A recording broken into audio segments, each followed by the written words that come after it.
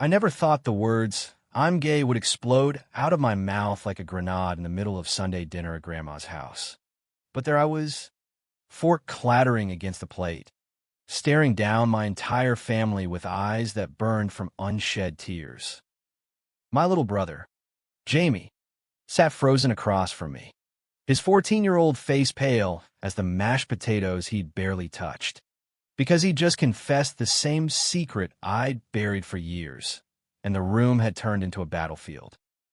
No, wait, I choked out before Dad could unleash the fury building in his red-veined fists. It's me. It's always been me. Jamie's just confused because he's trying to cover for his big brother.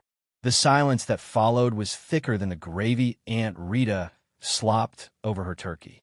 And in that heartbeat, I knew I'd just shattered the fragile piece of our upstate New York life.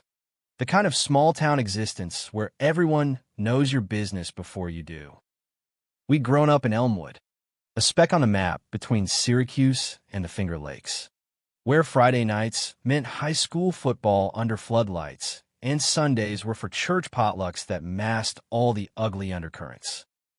Dad was a mill worker, his hands calloused from feeding logs into machines that chewed them up like regrets. And Mom baked pies for the PDA with a smile that hid her own quiet battles. Jamie and I were the golden boys, me, the star quarterback who'd led Elmwood High to state semi-senior year, now grinding through community college on a partial scholarship. Him, the kid with the quick laugh and faster feet on the soccer field, idolizing me like I was some kind of hero. But heroes don't hide who they are. I'd known since I was 15, that pull in my gut when I'd steal glances at the other guys in the locker room. The way my heart would stutter around Coach Harlan's assistant, a college kid named Tyler with easy grins and forearms like carved oak. I buried it deep. Dated Sarah Jenkins for 2 years because she was sweet and her dad owned the hardware store. Perfect cover for a town that whispered about those city types from Albany. Jamie, though, he was bolder, or maybe just younger and reckless.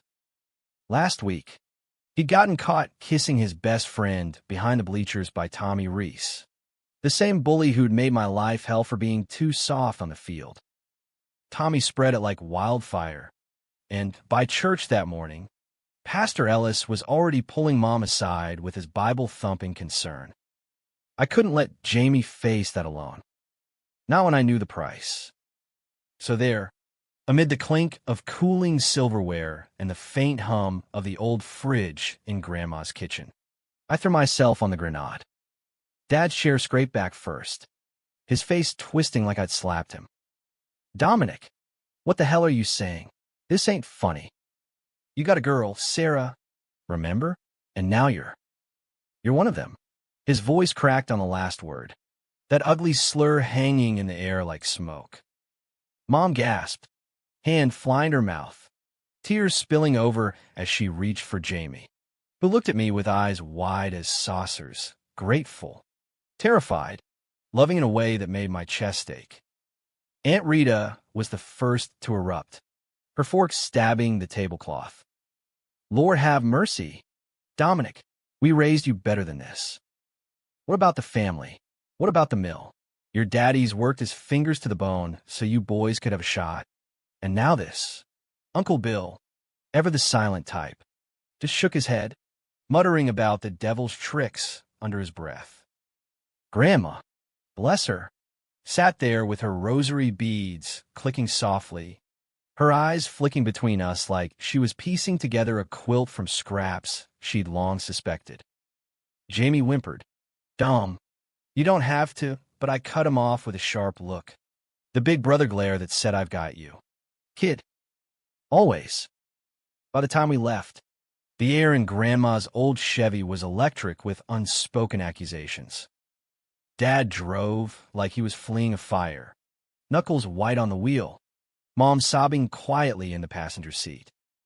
Jamie pressed against my side in the back, whispering, "Why'd you do it?" I could have handled it. I ruffled his hair, forcing a grin that felt like glass. "Because you're the baby, squirt, and babies get protected. Besides, It's true. Time I owned it. But inside, my stomach churned. I just nuked my life for him. Scholarship be damned if the boosters caught wind. Dad's respect evaporated like morning fog. And then there was Anthony. Anthony Russo, the one secret I hadn't planned to drag into this mess. We'd met 2 summers ago at the lakeside camp where I lifeguarded to make extra cash. He was the artsy type from Ithaca, studying graphic design at Cornell, with that effortless cool, dark curls that fell over hazel eyes, a laugh like summer thunder, and a sketchbook always tucked under his arm. We'd bonded over late-night swims, trading stories about growing up queer in conservative pockets of New York. He knew me, all of me, in ways no one else did. Our first kiss had been under a canopy of stars by the dock, his hands tentative on my waist, my heart pounding like I'd run a marathon. "Dom," he'd murmured against my lips. "You're safe here." With me, but safe? That word felt like a joke now. I texted him from the driveway as Dad stormed inside, slamming the screen door hard enough to rattle the windows. "It's out. All of it." "Call me?" His reply came in seconds. "On my way." "Hang tight. Quarterback." By midnight, he was there, pulling into our gravel drive in his beat-up Honda, headlights cutting through the dark like a lifeline. I slipped out the back, Jamie covering with a fake cough from the couch, and we drove to the lake, the one place that still felt like ours. Anthony didn't pry at first. He just handed me a thermos of coffee laced with whiskey from his glove box, strong and bitter like the truth I'd swallowed. "Talk to me," he said finally, as we sat on the hood, feet dangling over the edge, the water lapping soft below. I spilled it all, the dinner, the blow-up, Jamie's wide-eyed thanks before he crashed in my room. Anthony listened, his hand warm on my knee, thumb tracing circles that grounded me. "You're brave as hell. Dumb. Stupid. Maybe. But brave." I laughed. A wet, broken sound. "Stupid? My old man's not speaking to me. Sarah's already texting, asking if it's true, probably gossiping with half the town by breakfast." He pulled me closer, his shoulder a solid wall against the chaos. "Let him talk. You're you. And I'm here." That night, we didn't go further than holding each other, his heartbeat syncing with mine under the chill October stars. Romance in Elmwood wasn't fireworks. It was these stolen breaths. The way Anthony's voice wrapped around my fears like a blanket. But as dawn crept in, painting the sky bruised purple, I felt the first crack in our armor. Dad's truck was gone when I got home, off to the mill early, avoiding me. Mom left pancakes on the counter with a note, "We love you." Church at 10. No mention of Jamie, or the bomb I dropped. I ate alone, the sweetness turning sour in my mouth, wondering if protection came at the cost of everything else. School hit like a hangover the next day. Community college in Syracuse was my escape hatch, a bus ride away from Elmwood's prying eyes. But whispers followed me like shadows. In the parking lot, Tommy Reese leaned against his jacked-up Ford, smirking with his crew. "Heard the news. Russo, your boyfriend's a fag now." I froze, backpack slung over one shoulder, until I realized he meant me. "Wait, Russo?" Anthony's last name. My blood ran cold. How the hell did Tommy know about us? I'd been careful. No overlaps. No slips. But there he was, tossing out Anthony's name like he'd been waiting to gut me. I shoved past him, heart slamming, but the damage was done. By lit class, notes were passed, fairy quarterback. Bet he throws like a girl off the field, too. Professor Hale, oblivious, drone on about Whitman. But I couldn't focus, my mind replaying Dad's face. Mom's tears. Jamie's quiet, thanks. Bro, that morning over cereal. Anthony met me after, concern etching lines around his eyes. "You okay?" I nodded. lying through my teeth, but pulled him into the alcove by the vending machines for a quick, desperate kiss, tasting of fear and need. Just stay close, I whispered. He did, but as we walked to his car, I spotted Sarah across the quad, her eyes narrowing, phone in hand. The town's grapevine was alive, and it was choking us already. That weekend, the real storm broke. Dad came home reeking of beer after his shift, cornering me in the garage amid the smell of oil and sawdust. You think this changes nothing? The boys at the mill, they're asking questions. Dumb. About you. About us. His voice was raw, not angry now, but broken, like I'd stolen something irreplaceable. I did it for Jamie, I said, chin up, but my voice shook. He deflated, shoulders slumping. Jamie? Or you? Son, if this is who you are. God help us all. He walked away, leaving me with the echo of his doubt.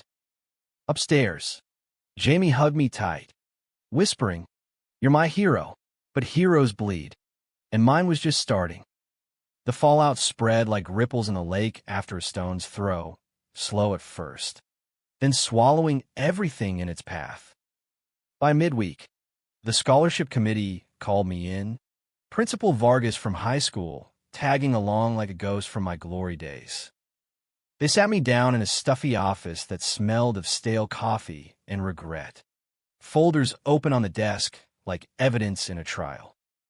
Dominic, son, Vargas started, his tie too tight around his neck. We're proud of what you've done for Elmwood. But this, coming out business. The boosters are spooked. Parents, too. They want to know if you're still the role model we thought. I gripped the arms of the chair, nails digging into vinyl, forcing calm into my voice. I'm the same guy who threw that 60-yard pass in the semis. Nothing's changed. The words felt hollow, even to me. The committee rep, a balding accountant from the lumber yard, cleared his throat. It's not about football. Exactly. It's the image. Small town. You know, we can't risk the funding. They didn't say fag, but it hung there, unspoken. I walked out with a "we'll be in touch" that meant goodbye. My scholarship dangling by a thread, I'd just sever myself. Anthony was waiting in the hall, sketchbook in hand, pretending to doodle, but really watching for me. One look at my face, and he was up, pulling me into the stairwell where echoes muffled our words. What happened? His hands framed my face, thumbs brushing my jaw, gentle, like I was something precious. I leaned into it, the warmth chasing the chill. They might pull it. All because I told the truth. Anger flickered in his eyes, but he swallowed it, kissing my forehead soft. Screw him. We'll figure it out. Ithaca's got programs. Transfer. Hell, I'll help you apply. His optimism was a lifeline, but doubt gnawed at me. What if this was just the beginning? What if protecting Jamie cost me everything, including us? Back in Elmwood, the town turned its microscope on us. Church was the worst. Pastor Ellis preaching fire and brimstone about sins of the flesh that Sunday, his gaze lingering on our pew like an accusation. Mom dragged us anyway, her grip on my arm ironclad, whispering, "Just smile. Boys, it'll blow over." Jamie fidgeted beside me, hymn book clutched like a shield, while Dad stared straight ahead, jaw set. After, in the fellowship hall, the whispers hit like shrapnel. Mrs. Hargrove avoiding Mom's eyes. Old Mister Wilkins muttering about family values. Aunt Rita cornered me by the coffee urn, her voice a hiss. "You're ruining us. Dominic." Jamie's coach called, says the other parents don't want him on the team now. "Because of you." Her words landed like punches, guilt twisting my gut. "It's not," I started, but she cut me off, eyes blazing. "Don't. You think coming out fixes anything? It just drags everyone down." She stormed off, leaving me with a styrofoam cup burning my hand. Jamie found me later, outside in the crisp air, kicking at gravel. "Don't listen to her," he said, punching my arm light. "You're the best." But his eyes were shadowed, and I knew the weight I'd put on him, the big brother who was supposed to fix things, not break them wider. That night, Anthony drove up from Ithaca, sneaking me out for a picnic by the lake, blankets spread on the grass, sub sandwiches from the deli, and a thermos of hot cider to fight the chill. The moon hung low, silvering the water, and for a while, it was just us. He sketched me as I talked, charcoal flying over paper, capturing the tension in my shoulders, the furrow on my brow. "You're beautiful when you're pissed," he teased, showing me the drawing me, fierce and alive, not the fractured mess I felt like.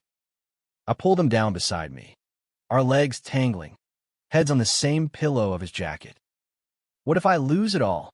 I murmured, vulnerability slipping out unbidden. His fingers traced my collarbone, innocent but electric. Then we built new. Together, we kissed then, slow and deep, the kind that promised forever without demanding it. His lips tasted of salt and cider, his body fitting against mine like it was made for the hollows. No rush, no heat, just connection. The romantic ache of knowing someone sees your scars and stays. But as we lay there, stars pricking the sky, my phone buzzed. "Sarah, we need to talk. Tommy says you and that Russo kid." "It's true? Meet me tomorrow?" My stomach dropped. Tommy again. How deep did his poison run? The meet was at the diner on Main, the one with the neon sign flickering like a bad omen. Sarah slid into the booth opposite me, her cheerleader ponytail bobbing, eyes red-rimmed but sharp. "Dom, I knew something was off. The way you pulled away. But this." She slid a photo across the table, grainy, printed from someone's phone. Me and Anthony at the lake last summer, arms around each other, laughing. Innocent, but damning in Elmwood's court. "Tommy showed me. Said he followed you once. After practice, rage boiled up, hot and immediate. That bastard stalked me." Sarah shrugged, tears spilling. "He's hurt. Dumb. Thinks you let him on or something stupid. But me? I cared. And now the whole school's talking." I wanted to rage, to storm out and confront Tommy, but her hurt pinned me. "Sarah, I'm sorry. It wasn't about you. It was me. Hiding." She nodded, wiping her face. "I get it. Kinda. But fix this, Dom, or it'll eat us all." She left cash for her coffee and walked out, leaving me with the photo and a knot of dread. Betrayal tasted bitter, Tommy's spite, Sarah's unwitting complicity. I texted Anthony, "Trouble. Photo of us.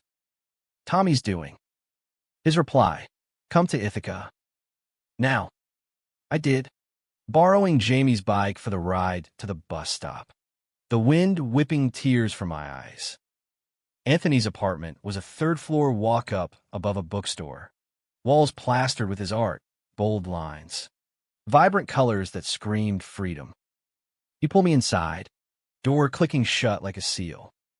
"Show me," he said, and I did, the photo crumpling in his fist.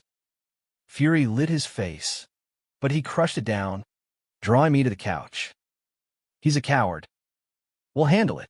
We spent the night tangled in his bed, not lovers in the fevered sense, but survivors, his head on my chest, my fingers in his curls, talking until dawn about dreams beyond Elmwood. Him exhibiting in galleries, me coaching or teaching. Maybe. Us, he said simply, against the world, but the world fought back. Monday, coach from high school called, Jamie's soccer coach. Actually, voicemail thick with regret. "Dom, the league's got complaints. Parents pulling kids. Can't have Jamie starting if I'm a gay brother." I deleted it, but the damage festered. Jamie came home quiet that afternoon, cleats dangling from his hand. They benched me, dumb. Said it's temporary. But the guys, they joke now. Call me Fairy Jr. His voice cracked, and mine did too as I hugged him. This is my fault. He pulled back. Fierce. No. You saved me. I'll fight. Pride swelled. But so did fear. What if my protection was poisoning him? The breaking point came Thursday. Dad and I collided in the kitchen. Him grabbing milk. Me toast. Talk, he grunted. First words in days. I did. Haltingly, the scholarship, the team, Tommy's photo. He listened, face unreadable, then sighed heavy. I ain't ready for this, son. But you're mine. We'll weather it. It wasn't absolution, but it was a crack in the wall. Mom overheard, joining us with tentative hugs. For a moment, family flickered back to life. Then Anthony called, voice tight. Tommy's at the bar with his crew. Talking shit about you and Jamie. Says he's got more pics. Rage blinded me. I grabbed keys. Drove to O'Malley's, the dive where mill workers drowned shifts. Tommy was there, 3 beers deep, laughing loud. Russo, I barked, shoving through. He turned, smirk fading to sneer. Quarterback Fairy. Come a cry. I lunged, fist connecting with his jaw, crack echoing like thunder. Chaos erupted, chairs scraping, fists flying. His buddies piled on, but I fought dirty, years of drills fueling me. Blood on my knuckles, lip split, but I got one more hit before they dragged me out. Cops came, of course. Small-town justice, warnings, no charges if we kept quiet. But the price? Dad bailed me out, face thunderous, driving home in silence that screamed disappointment. Anthony waited on the porch, ice pack ready, eyes soft with worry. Idiot, he murmured, cleaning my cuts. But his touch lingered, romantic in its care, a balm on wounds deeper than skin. As I drifted off in his arms later, borrowed couch be damned, I wondered if love like this could survive the storm I'd unleashed. Waking up in Anthony's apartment the next morning felt like surfacing from a dive, disoriented, lungs burning for air. Sun slanted through the blinds, painting stripes on the rumpled sheets. And he was there, brewing coffee in boxers and a faded Cornell tea, humming some indie tune I didn't know. Rough night. Champ, he asked, handed me a mug, his free hand brushing mine deliberate, sparking that quiet fire we both chased. I winced at the pull in my knuckles, bruised purple like overripe plums. Worth it. Tommy won't touch Jamie now. Anthony's jaw tightened, but he nodded, sitting beside me, our thighs pressing warm. Violence ain't you. Dumb. But I get it. Protect the kid. We spent the day holed up, a bubble against the world. Him sketching while I scrolled job listings on his laptop. Anything to replace the scholarship evaporating like mist. Elmwood felt a lifetime away, but text from Mom pierced the calm. Come home. Dad's worried. Church tomorrow, and from Jamie, teams talking. Some guys have my back. Miss you. Guilt nod, but Anthony chased it with lazy kisses, the kind that started soft and deepened into promises. Stay tonight, he whispered, lips at my ear. Let me take care of you. Romance in Ithaca was different, urban edges softening the rural ache. His world of coffee shops and open mic nights a glimpse of what could be. We walked the commons that afternoon, hands brushing anonymous in the crowd, leaves crunching underfoot like whispered secrets. For hours, it was enough. But Elmwood pulled me back like gravity. Dad picked me up that evening, truck idling outside Anthony's like a judgment. No words on the drive, just radio static and the hum of tires on I-81. Home was tense, Mom fluttering with pot roast and questions she didn't ask. Jamie chattering about school to fill the void. Dad clapped my shoulder before bed. Gruff. Heard about the fight. Proud you stood up. But no more. Here. It was the closest to approval I'd get. A humanistic thread weaving back through the tear. Monday brought the inevitable. Scholarship revoked. Email from the committee. Polite as a knife. Image concerns. Funding priorities. I stared at the screen in the college library. Fists clenched, until tears blurred the words. Anthony found me there, skipping his design lab, sliding into the booth with a fierce hug. Bastards, he growled, but then softer. Will appeal. Or pivot. You're smart. Dumb online courses. Part-time at the mill. His belief anchored me. But doubt whispered, what if I'm not enough? That night, we drove to the lake again. Our spot. Parking under the willows. He spread a quilt, lit a lantern that glowed soft gold, and we lay back, heads together, watching fireflies dance like stars fall into earth. Tell me a secret, he said, fingers interlacing mine.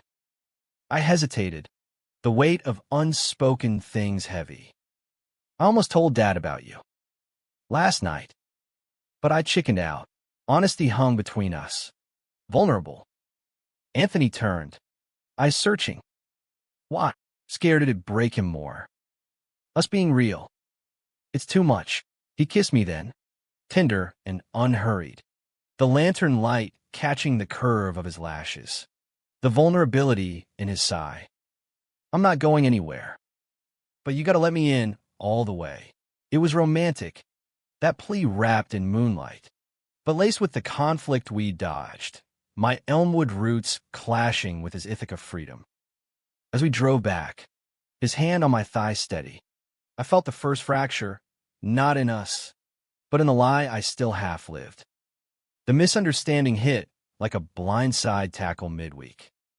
Sarah called during my shift at the gas station, voice shrill over the pump's ding-ding. Dumb. It's everywhere. Tommy posted the pics online, says you're violent. A threat. The team's parents are freaking. Jamie's off the roster for good. My pump hand froze. Gasoline spilling over. The acrid smell choking me. What? He can't. But she cut in. Hysterical. He did. And he named Anthony, called him a predator or something sick. Cops might get involved. I hung up, world tilting, and bolted for my phone. Text exploded. Mom, what happened? Pastor called. Dad, home now. Jamie, dumb. The guys hate me. Fix it. I raced home, gravel flying, to find the kitchen a war zone. Dad pacing. Mom crying. Jamie huddled at the table with his phone dark. Explain, Dad barked. Photo printouts, slap down, the lake shots. Now captioned with Tommy's venom. Fairy bros corrupting kids. My stomach lurched. It's lies. Tommy's revenge for the fight. But Dad's eyes narrowed, flicking to the intimacy in the pics. This Russo kid, he's part of it, dragging you down. Misunderstanding bloomed. Ugly and deep. Dad seeing Anthony as the villain. The outsider tempting his son astray. No, Dad, he's good. He is good. But words failed. The cultural chasm of Elmwood's blue-collar suspicion versus Anthony's artistic soul too wide. Jamie looked up, eyes accusatory for the first time. You said it'd be okay. Now I'm poisoned too. His words gutted me. The protection I'd offered twisting into a noose. Squirt. But he fled upstairs. Door slamming. Mom reached for me. Tentative. We love you, Dominic. But this, it's tearing us. Alone with Dad. The air thickened. Son, I get you're different. But fighting in photos, it paints us all bad. The mill's already buzzing. Lost a contract cause of rumors. Betrayal stung, not just Tommy's, but the town's. turning my sacrifice into a family curse. I did this for Jamie, I whispered. Dad sighed, hand on my shoulder heavy. Maybe, but fix it before it breaks us irreparable. I called Anthony, voice cracking over the line. It's bad. Tommy posted everything. Dad thinks you're the problem. Silence stretched. Then his voice, strained. Come here. We talked. Ithaca welcomed me with rain-slick streets. His apartment a haven of warm lights and takeout Thai. He held me on the fire escape. City hum below, as I spill the chaos. Dad doesn't get us, I said, frustration boiling. Sees you as the bad influence. Anthony pulled back, hurt flickering. And you? Do you? The question hung. A misunderstanding we'd skirted too long. My fear of losing family clashing with his need for openness. No, I lied, then corrected. I mean, yes, you're everything. But Elmwood, it's killing me. We argued then. First real one, voices rising over the patter of rain. You can't half-live this. Dom, he shouted, frustration cracking his calm. Coming out for Jamie's brave. But hiding us? That's cowardice. Tears mixed with rain on my face. I'm trying, but if I lose them, he softened, pulling me close. You won't. But I can't be your secret forever. The romance soured into raw emotion. Our kiss after desperate, laced with the fear of fracture. We made up in whispers, bodies close but hearts guarded, the high of connection undercut by the low of doubt. Friday brought the confrontation. Tommy at the high school parking lot after Jamie's practice, benched, but there to gloat. I cornered him by the dumpsters. Anthony at my back uninvited but solid.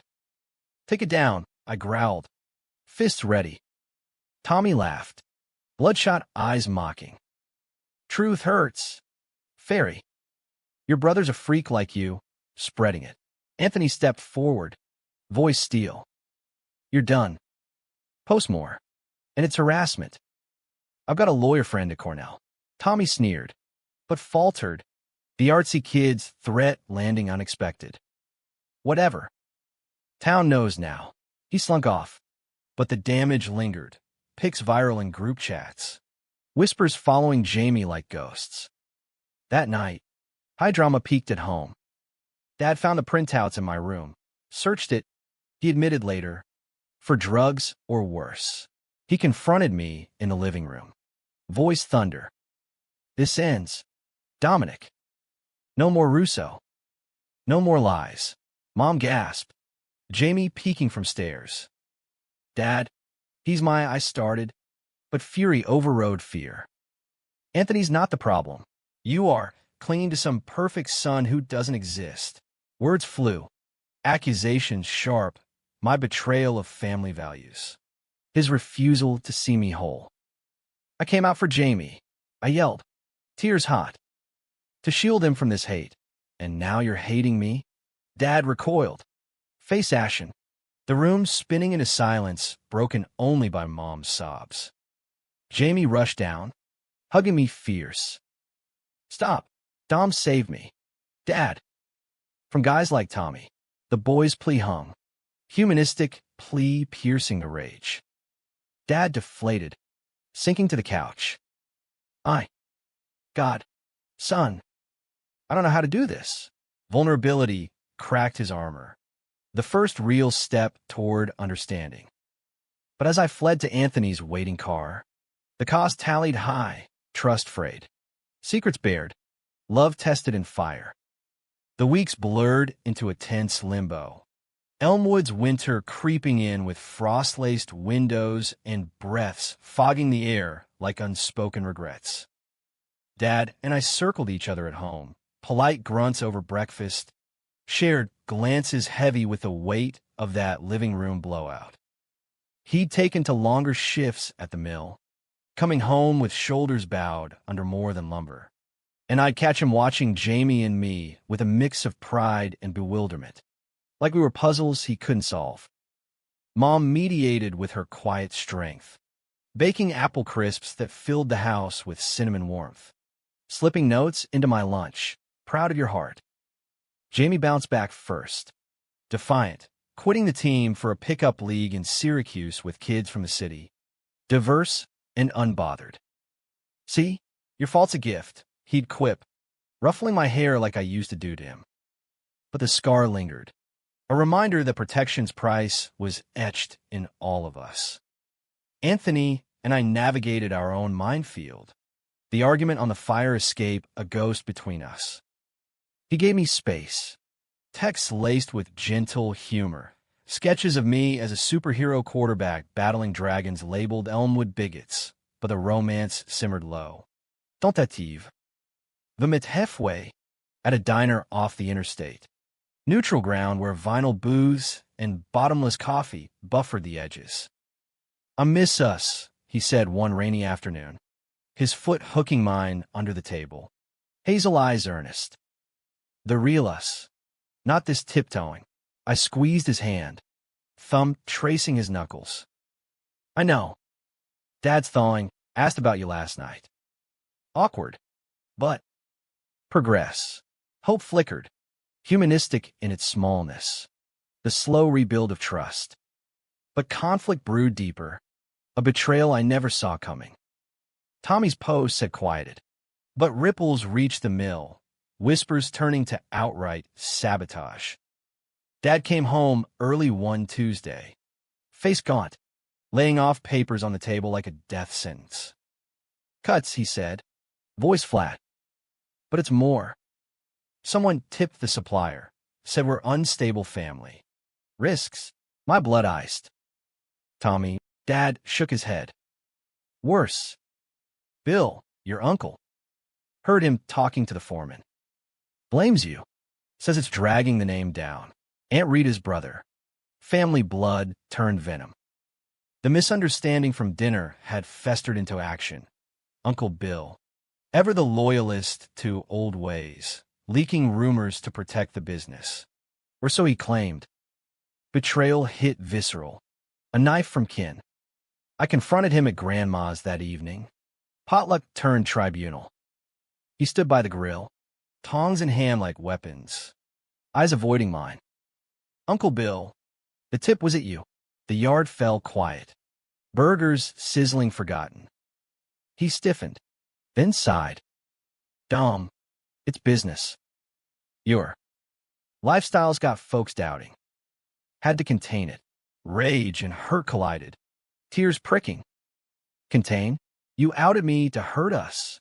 For what pride?" Aunt Rita jumped in, shrill. "He's protecting the family you broke." Chaos erupted, voices overlapping. Grandma's pleas lost in the din. Jamie yanked me back. "Don't. Dumb, they're scared." But I saw red, shoving past to face Bill. "Scared?